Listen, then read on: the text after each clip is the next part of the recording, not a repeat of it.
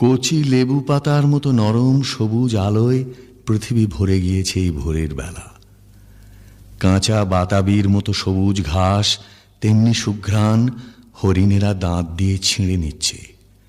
আমারও ইচ্ছা করে এই ঘাসের ঘ্রাণ হরিৎ মদের মতো গেলাসে গেলাসে পান করি। এই ঘাসের শরীর ছানি, চোখে চোখ ঘষি, ঘাসের পাখনায় আমার পালক, ঘাসের ভিতর ঘাস হয়ে জন্মায় কোনো এক নিবিড় ঘাস মাতার শরীরের সুস্বাদ অন্ধকার থেকে নেমে।